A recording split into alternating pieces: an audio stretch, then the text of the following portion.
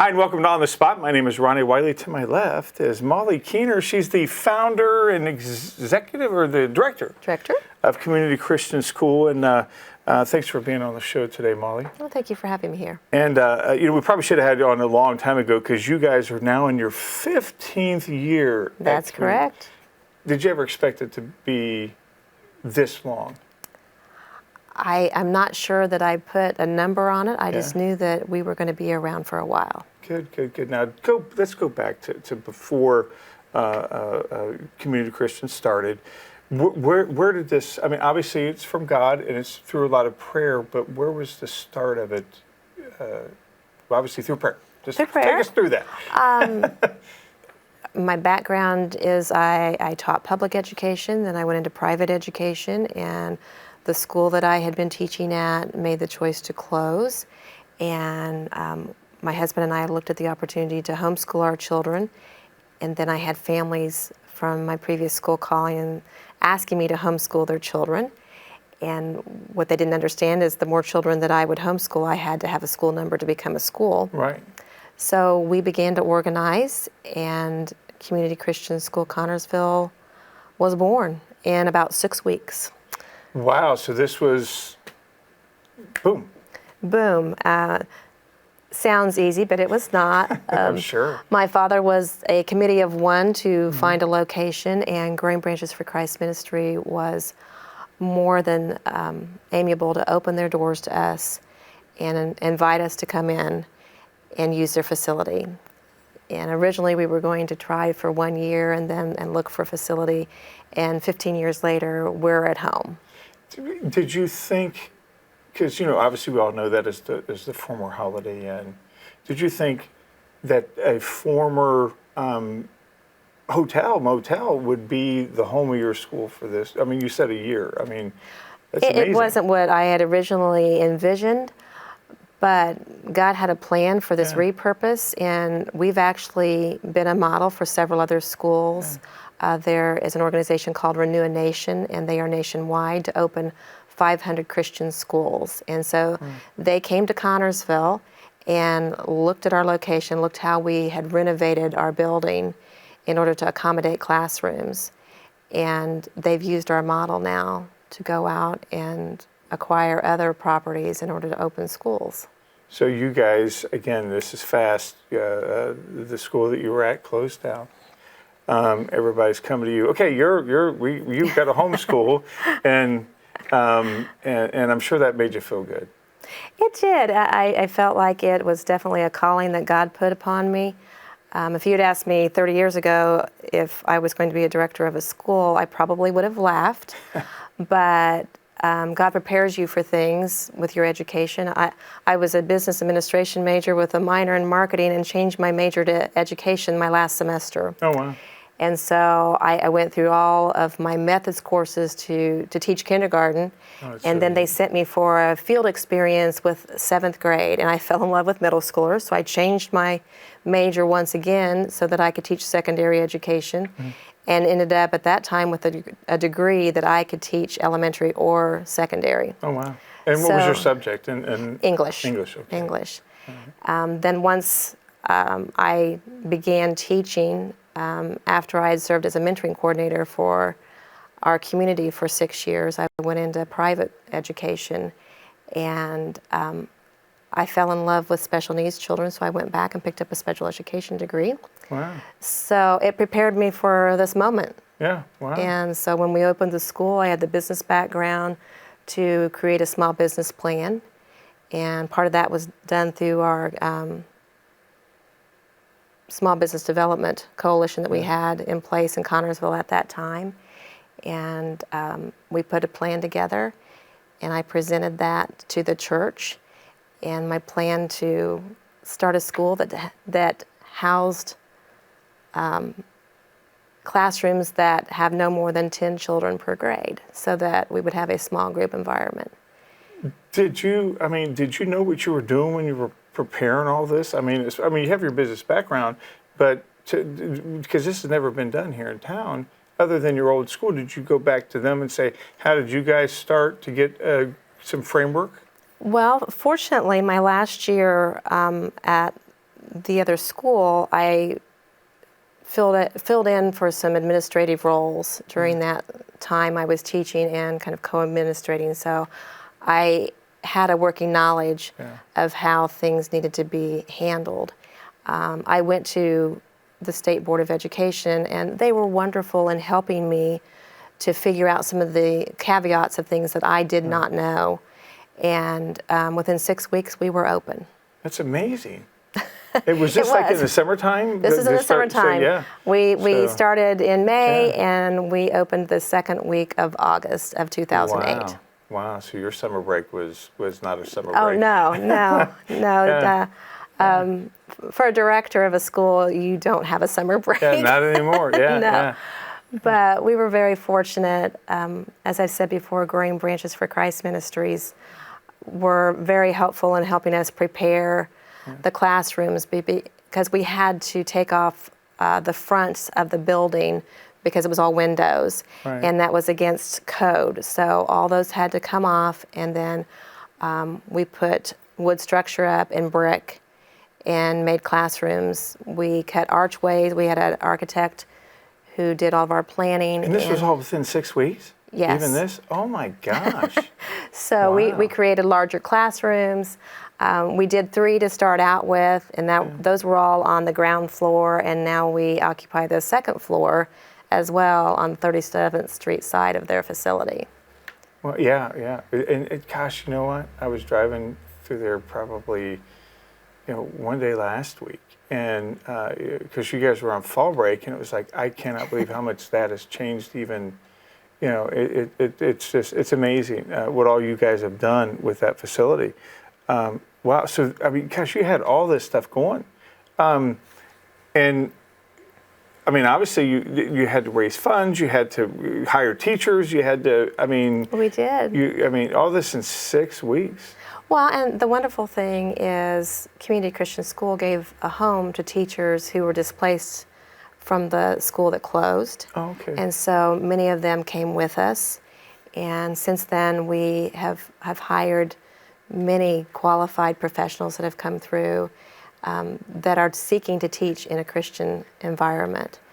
That's and awesome. We've just been blessed. That's awesome. We've been blessed. So your first year, you had 3 classrooms. We did, plus their brand new fellowship hall that they had just finished with brand new carpet. Oh, their new. They had just opened it. It had only been open 2 weeks when we came to talk to them about occupying their building. Right, yeah, I remember that was being built because I was at Turkey at the time, yeah. So we put a classroom in there for the first year, and by the third year, the carpet had all been removed, and we resined the floor because it was more kid-friendly. Right, yeah. But we were able to move the classroom out because we opened another few classrooms upstairs. So how many kids did you have start out with that first year? We started with 27 when we opened the doors. We ended with 49 that year. Wow. Oh, so you're growing. Wow. So. Okay, so that first year you grow to 40, from 27 to 49. 49. So that's a big growth. It's a huge growth in 1 year. Word kind of got out that we were there. We don't advertise a whole lot. It's more word of mouth. And our families are our best advertisement in going out and spreading the word that where we're at and what we offer. And I feel like, God has blessed us with people who come to our door that are looking for a Christian education in an environment that is small and nurturing. And we're more like family. Yeah, So. Yeah, that's awesome. So 49, okay, I'm excited going to the next year. You're growing each and every year. We have, and that ebbs and flows as our community changed, and we had people that moved away. At one point, we were at 120 students, and we hosted exchange students from 11 different countries. Oh, wow. So we had a sizable exchange program for about 6 years of students coming in. And our families hosted those students that came in from around the world. Yeah. And those students they graduated with us. Yeah. And now they are Part of the family. They are. And they've done very well. I have a pediatric cardiac surgeon. Oh, wow. Wow. There are civil engineers. There are students that are now heads of banks overseas. Wow. I have a student that is helping to rebuild the infrastructure of Vietnam. Oh, well, good. Yeah. So there's just a lot of stories. And they came here? And they came here. Several are still in the country and have made it their home. One in particular student is, he just finished his PhD at Penn State. And Arthur? Yeah, I know yes. Arthur very well. Yeah. So Yeah. he's done quite Oh, well with very his well. education here. Yeah, he writes English better than I do. It's Yes, amazing. yes, He's he's grammatically correct he at all sure times. is. He would teach So- me how to pronounce his real name in Chinese, and he says, "Ronnie, you are Winkland." I think that's how you pronounce. Anyway, I love that kid. He's And a great phenomenal guy. artist. Oh, yeah. Oh, my brought, gosh, yes. they brought their culture to our community. And while they were here, we were able to do a night where the community was invited in, and they cooked their ethnic foods, and they brought artifacts from their country to share with us. And so That's awesome. it was just an opportunity for our students. And like I said, we did that for approximately 6 years. Wow. So Well, one thing we talked about before we went on the air that I didn't even know about, and in the November issue, actually this month, that we'll be airing in November, of Kindness of Neighbors, Megara is going to have an article in the magazine from her mission trip. That you Yes. guys are a mission school. I did not know that. We are a mission-based school. We are not publicly funded. We are a mission entity, and we've had several students that have gone on the mission field, but we are also a home mission school. We do mission work within our community. Each of our middle school and high school students are required to do 25 hours of mission work per semester. And that can be at the school itself, or it can be in their church, it can be in their neighborhood. Prior to COVID, we had a nursing home program where our students went out every week to nursing homes and ministered in those facilities, both one-on-one with residents that did not leave their rooms, but also in providing activities and participating in activities. Our SCIC squad would go out and perform in churches and in nursing homes, or for organizations that were looking for something, maybe for a Christmas party. And we're just now getting back into the swing of that You're again. right, yeah. We have a new drama teacher, Dennis Phelps, has joined us this year, and he knocked on our door and said, "Hey, would you be interested in a drama program?" And what a blessing he's already been for us. So we're developing new skits that the kids will be able to go out and present within our community. And we're working on a Christmas That's awesome. program. Yeah. So we're partnering with Calvary Baptist Church and other churches in our community. Nice segue. That's Yes, beautiful. we are. You've done this before, haven't you? So what our hope is that the churches in our community that have Sunday school children or junior churches would like to participate and bring their children the evening of our program and learn the song Away in the Manger and go tell it on the mountain, so that you can be a participant on the platform with our students, because we're a community school and we should reach out to our community. And we do so with our sporting teams as well. We ask our homeschoolers to be a part of our volleyball team, our basketball team, or our archery team. And yes, we have the National Archery in Schools program. That's amazing. So, and I was just talking to a young man this morning that's actually going to be joining our school on Monday, and he's really big into archery. He says, "Oh, I've been shooting archery since I was 6 years old," and he's 16 now. And I said, "I have to tell you, our girls are tough." We've actually had a young lady in 6th grade who went to nationals. That's awesome. That's awesome. So it is a great program, and we're excited to get that started up again. Again, that's something that was put on hold for a couple of years because of just the mandates that we couldn't gather, and now things are opened up, and so archery's back on the table, and we're excited. Going back to 2007 when you started, did you? You didn't have did you even have archery on your mind or Not commission archery. stuff? We had basketball, and our first year was well, of course, it's Connors. was so. a co-ed team because we didn't have enough boys, so we had some girls that wanted to play, and they had a good time. Yeah. They had a lot of fun, and we've had wonderful coaches. We've had wonderful teams. We've had coaches that have been Indiana Christian Hoops Coaches of the Years, like 2 years running. Yeah, awesome. Our statistics are like 22-1 for our wins. So we're competitive, and but it's a team building exercise. Yeah. Our students that come in on the basketball team, whether you're a current student at Community Christian School or if you're a homeschooler or a public school student that wants to play on a Christian team, they're required to take a Bible class with us. We feel like that this is our opportunity to give them the opportunity to learn a little bit about Jesus and what our purpose is at our school. So we offer that as an opportunity for kids that want to come in and have a good coaching experience, a good playing experience.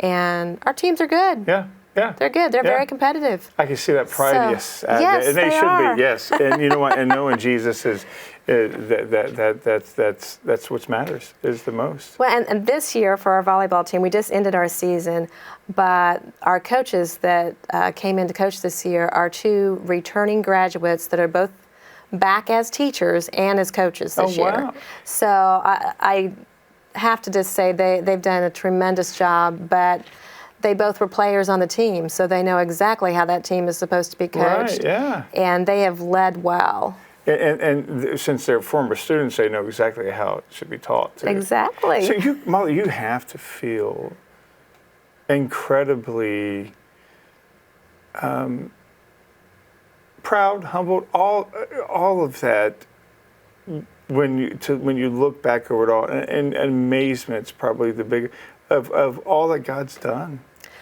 It's humbling most of all, Ronnie, to think of the number of students that have passed through our doors. And some are long-term, some are for a minute. Yeah. People's lives Plant change. seeds. We do. We plant a seed, and we've just had such opportunity within our community to be an outreach. Yeah. And we are seeing the fruit. We opened a preschool last year, and I now see previous students of mine bringing their children to preschool. I was going to ask that. Yeah, that's Yes, I've been around long enough now that I've been in education for 30 years. Wow. So now I'm seeing my students come back with their children, and they see the importance of the educational opportunity that we provide at Community Christian.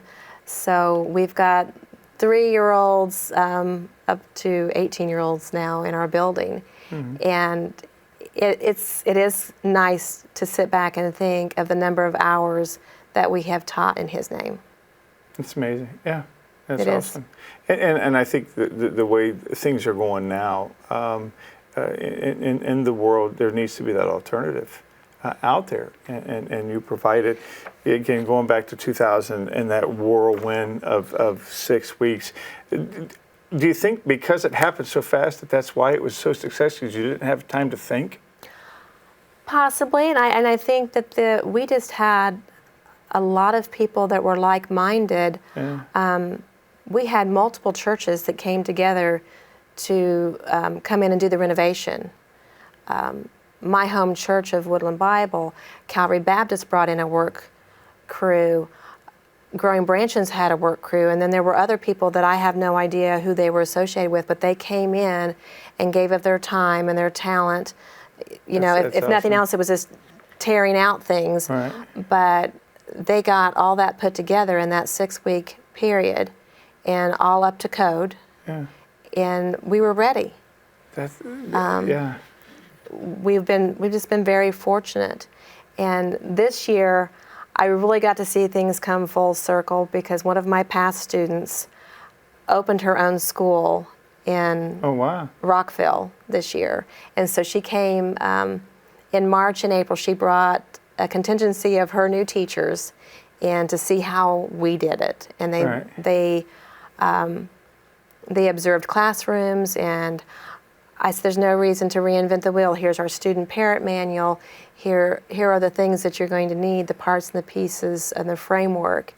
And so she opened her school in about 3 months. Wow. And She didn't do it in 6 weeks. well, Right. she was fortunate she didn't have to do it in 6 weeks. Right. Yeah. So, So she was able to have that little bit of time. Yeah. but we've been able to bless others. We had extra desks that had been in storage for a number of years, and so I just said, come with your U-Haul, take all of the desks that you need, and we're going to pay it forward because we've been very fortunate. And she'll do that for Yes. somebody else. Yes. Yeah. So that's her amazing. school was completely furnished with desks that we had in storage that were just sitting, and they needed to be used. So you have, again, you have a history with lots of kids that are now all over the world, and it's got, as you mentioned, it's got to be humbling, as I'm sure you guys are always forward thinking, because Absolutely. the technology and all that, where do you see community Christian school in the next 15 years? Well, I know of a new partnership that we're getting ready to start with a new adult daycare that's going actually into our facility. Oh, wow. Faithful Senior Care will be opening in the spring, and we're going to dovetail the school and the senior care with projects. We've already got materials to build a raised garden for next spring so that the students can garden with the folks that come into the center. Wait a minute, you're actually going to teach kids how to garden? That's We are. amazing. Yeah, so life skills that they can learn Yes, outside. we do a lot of life skills training, Yeah, quite frankly. All of our kids do a job shadow experience, and they get credit for that. But I'm really excited for the opportunity for them to work with these older adults. And our preschool will be able to go over and be on site with these older folks that come in, and they're walking history. Yeah, exactly. What a better opportunity for our students. Yeah. So that's in the works right now. So we're just waiting for some licensing to take place for the adult daycare, and then they will open, and we'll see where that takes us. Wow. So that's going to be an expansion. I think that's a very neat expansion as you talk about the fact that the walk-in history books and I know my mom and dad grew up in an orphanage over in Xenia, Ohio, and now all the buildings, everything's still there. Athletes in Action, that's their world headquarters now, but the school part of it is by Xenia Christian Schools, and one of the requirements is that they learn the history of the orphanage. And so they go to the museum all the time and learn stuff, so that way they can learn, that some people didn't have it like they have it at times. And so it's to learn the history. Now, you talk about that you guys learn, life skills sometimes, and that's the knock on public education sometimes is that sometimes we're not really prepared for the real world. Exactly. With the education, and then sometimes the knock on a Christian education is, can I get into a college with this education? Oh, absolutely. All of our students have the opportunity to take the SAT or the ACT exams, just like any public school student has the opportunity to do so. And right now I've got $90,000 worth of scholarships sitting on my desk. And those are based off of those SAT and ACT scores as to how they are awarded. So the students do have the opportunity. They have to work hard. And then they have to test well.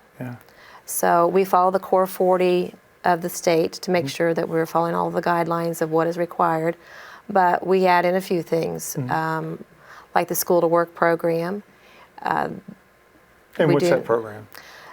They actually go to work, and they're given credit for going to work. My seniors will do school to work, and they have the opportunity to get a job. That's amazing. Yes. Yeah.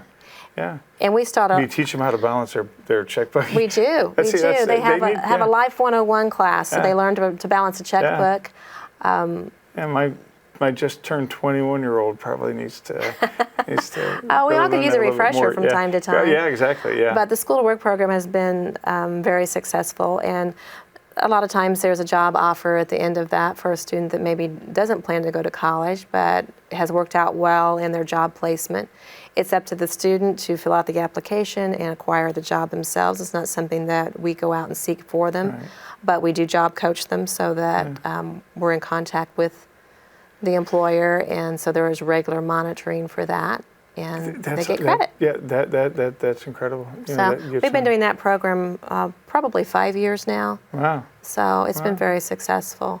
Wow. See, But- that's now. Can they get a job like in their, if they want to be like a welder, or if they want to be, can you get them a job, or if they just want to be an accountant or something? Can you try to get them, or is this just like They could go to an accounting firm and ask to do an internship there, and that would count as their school to work. Okay, yeah. So that they can get some working knowledge. Yeah.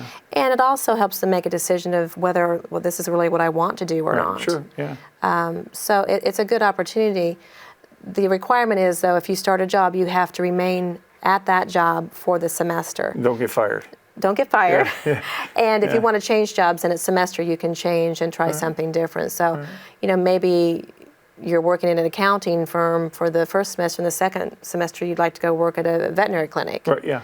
So that they get a sampling of what's out there and the opportunities that are available for them. Yeah, and wow, that's in the way that the workforce is now. I'm sure employers are like, oh yeah. Absolutely. Yeah. And now, speaking of that, do you guys have accessibility to the vocational school, or is this your way of having a vocational school, sort of? This has kind of been our replacement for that. Yeah. We have had students that have attended the vocational school in the past, and now this replaces that program for them. I like that, yeah. So 'Cause that's actual work, getting paid. it's actually work.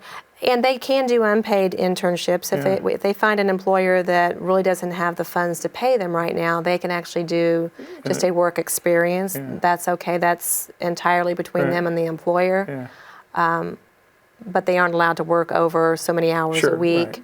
Right. We keep that at a minimum. Right. So It's just amazing the stuff that you guys have with your. It's more than just the 3 R's.